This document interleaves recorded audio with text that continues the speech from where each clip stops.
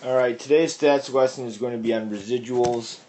And a residual is the actual amount minus the predicted. So if the residual is positive, that means that the actual number was higher, so we had an underestimate. And if the residual is negative, that means that we have a overestimate.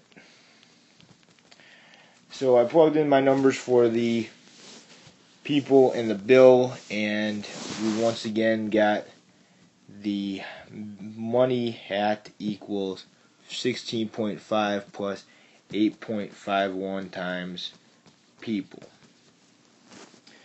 So if you notice, the third group was 5 people and $63.75.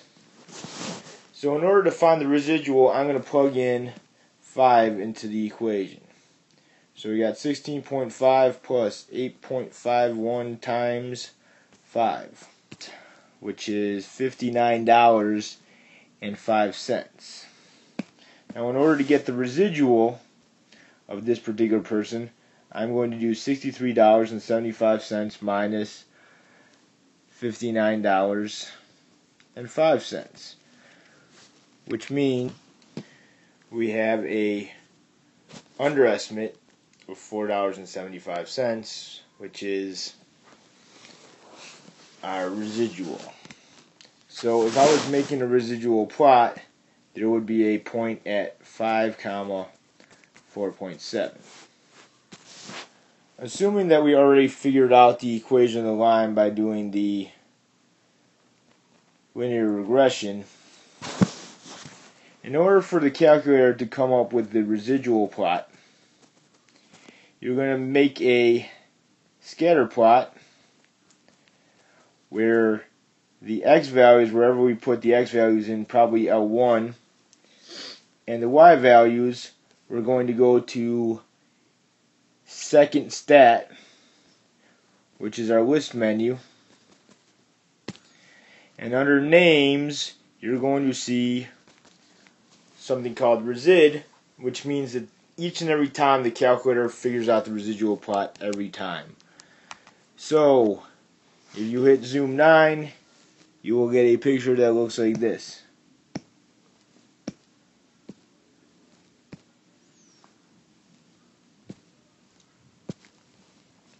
And as you can tell from this picture, that there really is no pattern to this whatsoever, which means that the linear equation is probably the best. So when is the linear equation not going to be best?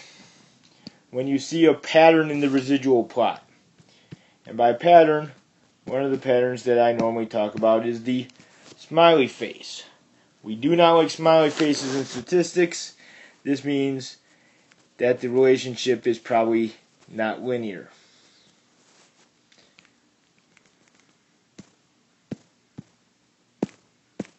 Same thing with the frowny face. If the graph goes up and then goes down, this means it is probably not going to be linear. Another thing that we may see in a residual plot is something where the residuals either get bigger or they get smaller, and we get this sort of cone effect. And if we get the cone effect, that means that the prediction equation is better over here, but it starts to get worse over here.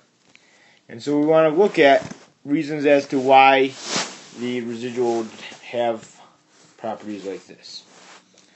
So that's a little quick talk about residuals, and that's it for today.